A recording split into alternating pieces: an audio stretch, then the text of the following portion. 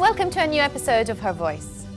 Now, when the Italian fashion house Dolce Gabbana launched a line of hijabs and abayas in the label's signature, Muslims and non-Muslim fashionistas alike have greeted the announcement with jubilation. The collection has been hailed as both long overdue and worth the wait, as the pieces are so gorgeously crafted that they could easily appeal to non-believers. Forbes called it the brand's smartest move in years, the latest evidence that inclusiveness can and often does make financial sense for companies with an eye on the global marketplace. But what about the models that took to the catwalk, modeling the latest designs from this top brand while wearing the hijab? Is it not against Islamic tradition that females exhibit themselves in front of an audience of males and females and to be touched and exposed to male designers backstage? Is this kind of provocative and exhibitionist behavior in the mainstream fashion industry acceptable? And is modeling a statement of liberalism and freedom from fascist Islamic ideas? Or are models stigmatized and frowned upon in the Middle East? These are some of the questions that I will be asking my guests in today's show. But first, let's take a look at the modeling industry in the Middle East and the Arab models that have succeeded in making it to the top. Arab supermodels are making a name for themselves in the fashion industry and are changing the way Arab women are perceived by the rest of the world. Stunningly beautiful and bearing a striking resemblance to Italian actress Isabella Rossellini, Hannah Ben Abdelasalam hasn't been modelling for long, but has already made an impact, both on the fashion industry and at home. The Middle East hasn't traditionally been the place to search for a supermodel due to opposition from conservative factors, but a growing number have started to break through. Now Tunisian Ben Abdelassam, arguably the most successful of the new wave of Arabic models, isn't alone. Moroccan model Hind Salih has made a name for herself on the catwalk at BCBG, Max Azria, Herve Lega and Vera Wang, whilst also appearing in the Spanish and Italian editions of Vogue. The first Muslim woman ever to be photographed topless for a magazine was applauded by many fans, but she was cut off by her conservative family as a result of the shoot. That Muslim women are modelling at all is nothing short of revolutionary, especially in the Middle East, where attitudes to women remain old-fashioned. But according to Sally, while some of the reaction she's had has been negative, there has also been a considerable amount of support. Part of the reason for growing acceptance of modelling in the Muslim Middle East is the region's increasing appetite for Western luxury goods. But although money is moving and tastes are changing, for the Middle East's modelling sorority, there's still a long way to go before taking to the catwalk becomes a reputable and accepted career choice. They are really beautiful models making it into the international modelling industry. How brilliant. Now, with me in the studio, I would like to welcome Jose Pope, who's the head agent of model students in London, and Jodie Hull, a professional model for model students. Welcome to the show, and thank you for joining us. Now, what I wanted to ask you, Jose, and that was actually my first question that I've actually put down here for you. Basically, what does it take to be a model, and what physical attributes do you look for in a model within your agency, Model Students? Okay, so I'd say to be a model, I think first of all you need to be, very well. What we look for, like the main attributes, is confidence, approachability, and initiative. And for example, like our lovely Jodie here, she represents what our slogan says, and our slogan is, we are not just models, we're more than just pretty faces. Right. So that, just like Jodie. I see. So physically, we're always looking for women who are over 5'8" and men who are over 5'10", ideally. But we do take models who are less than this, smaller heights, because there are very attractive, beautiful people everywhere. So yeah, we don't see why we shouldn't take them as well. Yeah, why not? Exactly. Like myself, for example. Exactly. A question I always wanted to ask: how did the concept of skinny models in fashion come into existence? Okay, so this is something that I actually read recently in an article that was quite interesting. How it's actually been going on for a few hundred years. How people have been idolizing the richer, more like royalty. Who, for example, someone like Empress Elizabeth of Austria. In the 1860s, she was idolized because she was very, very tall. She was very, very skinny, and she really took a lot of pride into her fitness and into her just general fashion pieces. So. Things like that, idols like today, we actually idolize idolize people like, Victoria Beckham, Oh, yes. Kate Middleton as well, the Duchess of Cambridge, all very skinny, all very beautiful, and a lot of money, of course, and yes, they can afford some beautiful designs. So so I think that's sort of partly it. Also, a lot of the fashion houses these days, they do actually produce dress sizes and samples for models, for the catwalk and for the runway, so that are a lot smaller than your average, daily dress sizes. I think this is also probably just because, a skinnier lady is going to look, not have as obvious female attributes, which makes them more like a human clothes hanger, which is going to actually accentuate the clothes a lot more, and so that's really what it is for. But we don't really agree with this. I can imagine. Yes, I can imagine. In Model Students, we try to be a lot more ethical as an agency. We take on girls and guys like different sizes. I think more than at the moment we have girls that are dress size 12, 14. One that's even more. So, we're really trying to be a bit more progressive in that sense. Jodie, why did you decide to become a model? I decided because I saw it as something like fun. Like you see the TV and you see all the clothes that you can get dressed up in, and it just looked like a bit of fun. And I thought, if I can do it, then I'll go for it. And I actually got spotted doing a competition, and that's how I got signed into the agency. I see. So it was just like off the cuff, really. But I feel like I could go into it, and the more I do it, the more I find interest. And it's not just about posing for a camera, it's more about being able to do catwalks. You need the fitness, and it's a lot more than people think. I mean, do you think it is easy getting into the modelling industry? Do you think it is easy? Because I mean, a lot of the girls, probably your age and younger, would aspire to become models. Yeah, I mean, I watched Britain's Next Top Model, America's Next Top Model. I was watching the girls I wish I could do that. So for me, it's a great chance to be able to do it. But it depends what you're looking to go into, depending on whether it's easy or not. Of course, yes. As long as you accept the way that you look and you're comfortable, people judging you and talking about you, then I feel like you can go and do it. You just got to be confident and independent enough to go and put yourself out there. Brilliant. Right. Jose, how do Arab models compare to Western models in terms of their looks, their posture, and even the performance on a catwalk? Okay.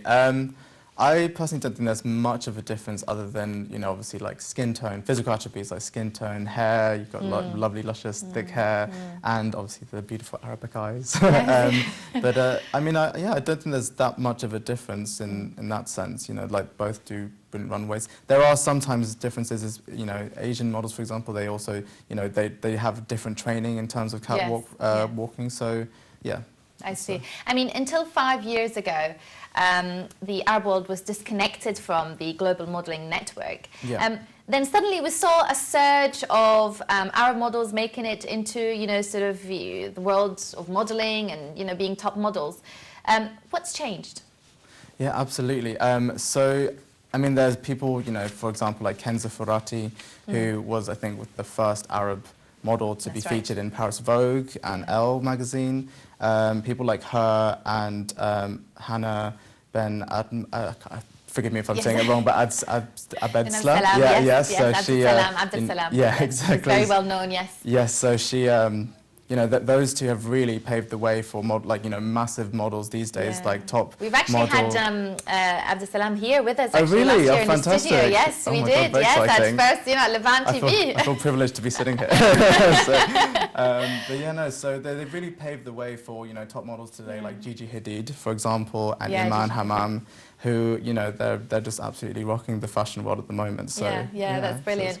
Now, actually, with me on the show and via Skype is the beautiful model and presenter we've got from the UAE is Miss Samar Braytum. Welcome to the show, Samar. Thank you very much. Hi, everybody. Hiya. It's lovely to actually have you on the show. Lovely to be on the show. Thank you so much for inviting me. You're welcome. Now, Samar, how did you actually become a model?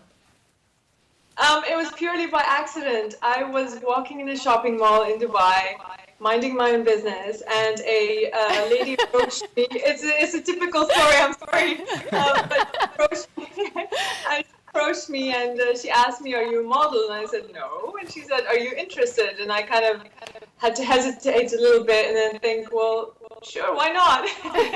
So that's how it started, really. And since then, yeah, I've moved on from the test shoots, and I've had some amazing experiences. So yeah, that's Oh, it. brilliant. So what made you decide to get into the modeling industry? Well, it's funny because I actually have a degree from a university, and I was purely thinking about going into journalism or something along those lines, and this kind of fell into my lap in a way, and I thought, well, a degree, I will always have it. If I can make something of this modeling, why not? It's an opportunity, so that's what my thinking was at the time, and I went with it, really. Brilliant, brilliant. Yeah. And who did you actually work for, Summer? Because I'm very intrigued to know, you know, the names of these designers. So tell us, who did you work for? All right, okay. In terms of, I've done so many fashion shows. In terms of designers, I've worked for in Dubai. This is for Yves Saint Laurent, Chanel several times, Valentino as well. I do a lot of jewelry shows, high jewelry maisons they're called. So Van Cleef & Arpels, Piaget, even Chanel high jewelry, Chopin. Wow, wow. But yeah, beautiful brands. I've been very fortunate, and you know, I consider our Jose is saying it's big names that you've been working with, you know, so you can see. Well, Dubai is I think unique in that way, in that you know, you can get to work with some incredible brands and you know, experience them firsthand. So yes. Yeah. Summer, despite it being a very competitive area to work in, how did you manage to succeed? Because it is very competitive, and especially in the Middle East. It is competitive. There's so many beautiful women here. I just decided to be a professional. I decided that I'm going to be, I'm going to show up on bookings on time. I'm going to have the right clothes with me, or, you know, I'm going to show up with clean hair and a clean face. I'm going to bring the right shoes. It's really simple. There's nothing to it, you know, and people appreciate that. And especially with a lot of international brands that are looking to get into this market, being bilingual and having an event where you need the models to be well-spoken and to be bilingual or even trilingual in some cases, it always helps. You know, being educated and being cultured helps as well. Yeah. They don't always, they're not always looking for a pretty face. So that's how it worked for me. Thank you. Yeah, of course, yes. And to be a model is quite difficult in the Middle East, especially when it's against Arab traditions and religion. What's your views about this, Summer? Okay. The UAE is in a little bit of a unique place in the sense that it's a culture that's very open to expatriates and to other cultures within certain limits, of course. So, and it teaches you to respect a whole lot of different cultures as well. You know, there's Muslims here, there's Hindus, Christians, all sorts of nationalities, and they're open to that, of course. So as long as you're not breaking the law, and as long as you are respectful of that, even in a fashion show, I've had to sometimes, very occasionally, there have been international designers who've come here and they've, tried to show clothes that may not necessarily be appropriate and that may be offensive to some members of the audience, especially if you have VIPs sitting there. And I've had to kind of gently suggest that maybe you may want to layer something under it because it's not very quite good, very clever. Yeah, and most of them are amenable to that suggestion. I mean, they're here, they want to, break into the market, they want to sell their products, obviously. And they're very happy to do that. I've never had any issues with that at all. Brilliant, brilliant. And what do your friends and family think of this career? Are they supportive? Yes, they are actually. It's funny. My parents were in the medical field. And so they were medical field, that's a big difference from modeling to the medicine, so yeah, it's brilliant. But I think once they saw that I was actually working and, making a living out of it, they had no problem with it. They know that I've been raised well, I'm not going to do anything that goes against, what I believe is moral and correct. So, they were very, very cool with it. And my mom's really happy about it now. Oh, brilliant. I'm sure. Very successful presenter and model, of course. But then, thinking about sort of, surroundings and the area obviously that you live in, did you ever get any negativity at all? Sometimes it could be from friends, it could be from, sort of even members of the family. Did you get any negativity? Not so much members of the family. There's one anecdote I can think of that's slightly negative, I suppose, which is on one occasion I was given a full-length bodysuit, lace bodysuit, and wow. of course the designer wanted me to come on, with pretty much nothing underneath, and I said no way. Oh wow. So basically, I kind of did the whole, why don't we do this instead? And so we layered it underneath. Funny enough, because it's quite tight and stuff, as soon as I came on stage, out of the corner of my eye, I kind of glimpsed one lady who was wearing the hijab and everything, and she kind of took one glance at me and kind of did a little gasp, and then she kind of covered herself up, which was kind of funny. Oh my God. My reaction was like, I can't cover her up, so I'm going to cover myself up, or what the situation was. But that was really the extent of it. That was the only experience I can think of that's kind of slightly like, okay, that was a bit unusual, but yeah. So that was it, really. Yeah. Oh, dear. Oh no, good on you. You managed to sort of cover up that situation. What advice would you give to Jodie here with us? We've got a lovely, beautiful model here, Jodie, who's a student model. So what sort of advice would you give her? Be professional. Be professional. Be open to opportunities. But of course, keep true to yourself. I think if there's something you're not comfortable with, say so. And it does. At the end of the day, one booking. If you're not 100% comfortable, if you're not in it, you can say so. And it's not the end of the world. But be professional. Professionalism will get you such a long way. Such a long way. That's brilliant. That's brilliant. I'm sure Jodie. What's your reply to that? I just say thanks for the advice, and I totally agree, because I think attitude's a big part of getting future bookings and stuff. So if you want to network and you want to work further, people talk. Yeah. So you need the professionalism and the right attitude, and yes. I think attitude. Wow, yeah, that's another huge thing. There's so many beautiful models I've met, but their attitude was just so negative. Constantly complaining, and for no reason. And it's just like, oh, you could get so far, but just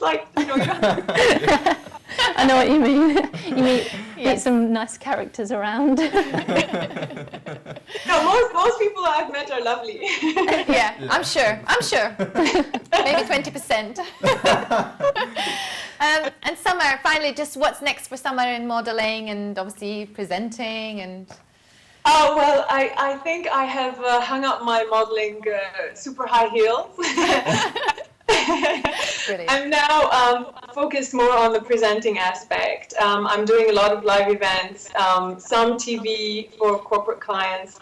So yeah, presenting is the next step for me. I mean, I'm kind of already in it. And yeah, I mean, modeling, perhaps if it was like a special request, yes, I'll put the shoes back on. Yeah, why not? Give it a go.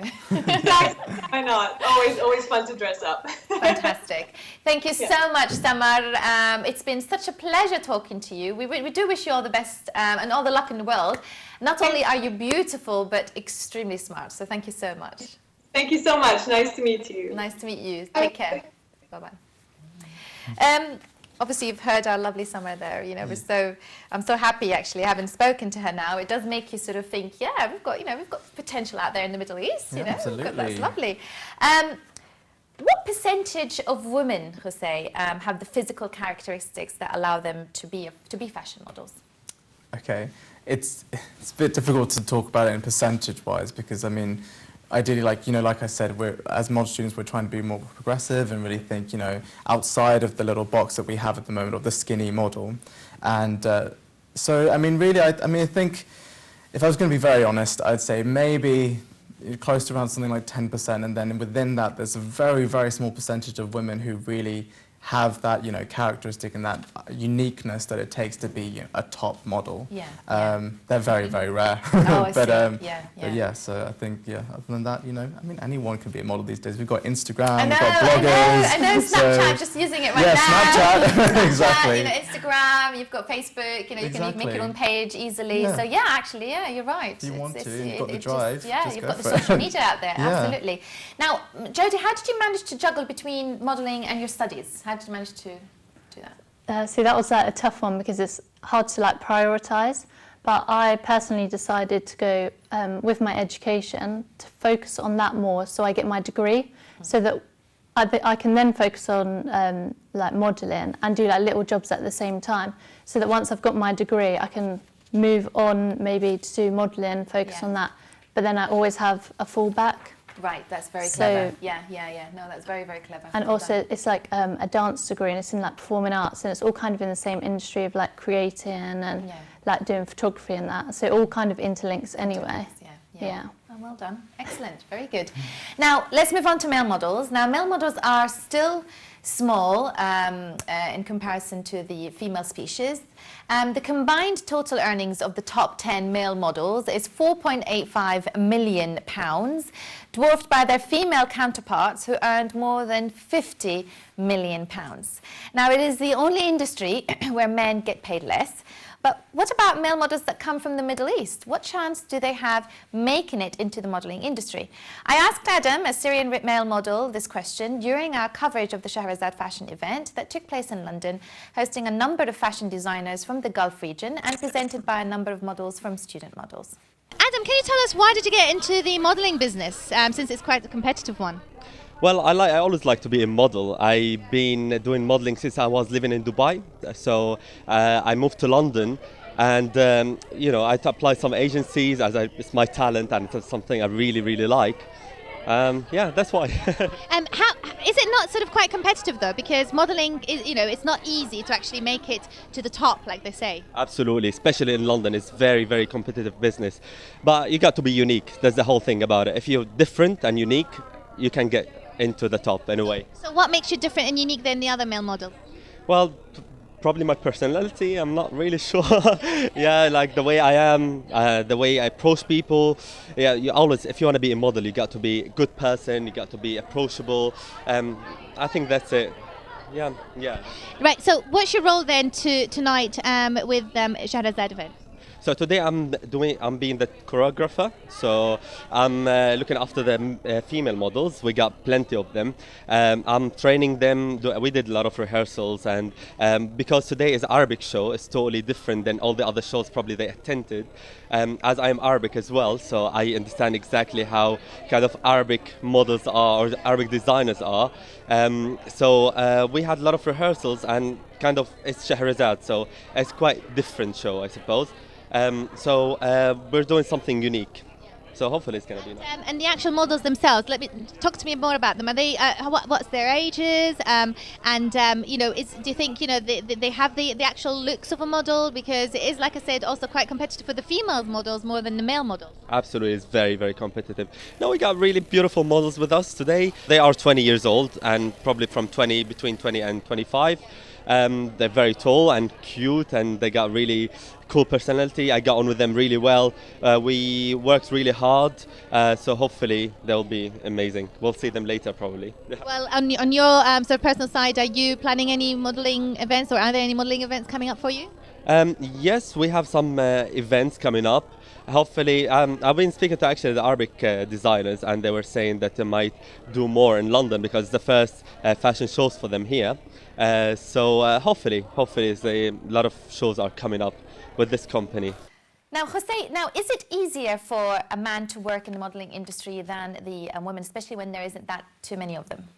I don't know, like you said already, you know, it's actually probably a lot harder considering, you know, they are paid less and there isn't as much of demand for them. So, I mean, originally, when male modeling started to start booming, it was a bit easier for male models, good-looking guys who could just book jobs quite frequently. But now that it's becoming a lot more common, a lot more men are getting into it. People are being scouted everywhere. Yeah. So you're getting hundreds of these guys going to castings, going for the same spot. So it's a lot harder these days for them to get that, the campaigns that they were getting before. So yeah, it's not quite as easy as it used to be. It's not as easy as it used to be. Yeah.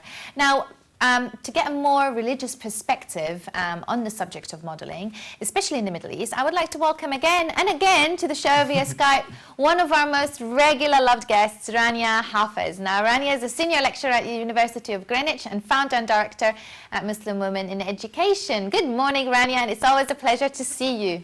Good morning, Dina. Thank you very much for asking me again. Thank you.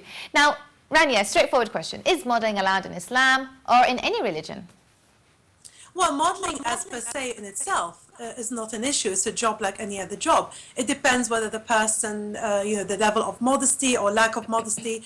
But there's also an issue about modesty generally, not just in terms of how people are dressed, but in terms of showing off, or following a particular idea of beauty or perfection that is quite artificial. So there are lots of issues around our values generally, not just the job as earning a living from it. Excuse me, my voice is a bit bad. I'm suffering really badly. No, that's okay. Don't worry. You sound perfect. No problem. Now, many Muslim women wear the hijab with pride, and to them, it is a symbol that obviously reflects their Muslim identity, represents their religious duties, and promotes respect and a higher level of self-esteem.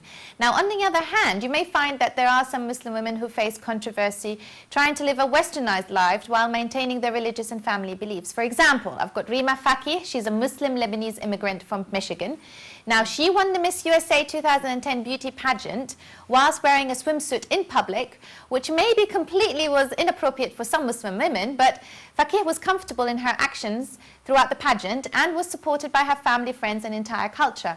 Now, in her view, she was defying the stereotyping of Muslim women around the world. What's your view about her actions? Well, my view is that at the end of the day, it's a personal decision. We cannot impose how men or women should dress or not dress. At the end of the day, a virtuous act is one that we enter into willingly and consciously. Now, modeling doesn't necessarily need to mean that somebody is wearing a swimming costume or not wearing a swimming costume. We know that in Britain recently, there's been quite a phenomena of a lot of women who wear hijab who are modeling. We know that happened for H&M and other high street chains, and also more kind of upmarket chains. So in itself, modeling is not an issue. How women choose to dress is up to them. We cannot impose that. A state or a community cannot impose that. It is a choice that women should come from them. Now, if a woman chooses to, whatever way she dresses, that cannot be a judgment on her religiosity. That's the religious issue is between her and God. Now, a community could decide that there is levels or degrees of modesty that a community wish to follow or not follow. Again, it's about us as adults to negotiate that with our community. That's not a judgment on people. What concerns me more is that we can't, when we think of modeling, and excuse me, I think my cat is about to sit in my lap. Oh, bless her. I can see her, bless her. Yeah, there she is. When we talk about modeling, it's not actually just about how women dress. I am more interested, especially in the Middle East, having been there recently in Lebanon, with the idea of artificial beauty that seems to be permeating the Middle East. And actually, I think, modeling is when women are actually, women and men need a job. But the idea of just looking at your appearance, concentrating on that, spending a lot of money actually on perfecting an appearance that's already perfect in itself, for men and women, that is a more dangerous phenomena. But in terms of modeling as a job, as earning money, as something that currently in all our society is something that we need to do because the visual media is part of how we function. We are here on TV, that's a visual media. So I think we need to be more thoughtful about the different strands of the argument that come into it. But don't you think that Rima Faki is sending out contradicting messages to the young females in the Middle East about how it's all right to flaunt your body on the catwalk despite having strong religious beliefs, especially in Islam, for example? Well, I wouldn't want I wouldn't want to wear a swimming costume on a catwalk simply because I feel that the body itself is quite precious. But not just that. I actually, regardless of religion, I don't want women to be judged on the size of their bottom or their breasts. I'd like women to be judged on the size of their brain, on their achievements, on their thoughts. I mean, I am against beauty pageants, full stop, regardless of religion, and that's more from a feminist perspective rather than just purely kind of the right-wrong. Yeah, yeah. Now, Gigi Hadid. We all know Gigi Hadid. Yes. Now, she's a stunning, beautiful model of Palestinian origin and a father that is believed to be Muslim, and she's adored by many young teenagers, especially girls from the Middle East. Now, she's more like an idol to many of them, and every girl's dream of becoming a model. Who to blame and what can be done about this when we've got Gigi Hadid, like I said, you know, telling them, yeah, it's all right to model like this? Well, I'm afraid, I'm ignorant. I haven't seen pictures of Gigi Hadid. No, so I think you should go out there and find out pictures for Gigi I will have Hadid. to. Again, but to me, again, I don't think it's just about the job of modeling. I think it's the idea of an artificial female beauty. You know, what we do is we are inheriting something the West has been fighting against, which is the idea of a female beauty being young, being absolutely, perfect, no blemishes, having a particular kind of look of eyebrows, lips, hair. That is the problem we are facing right now.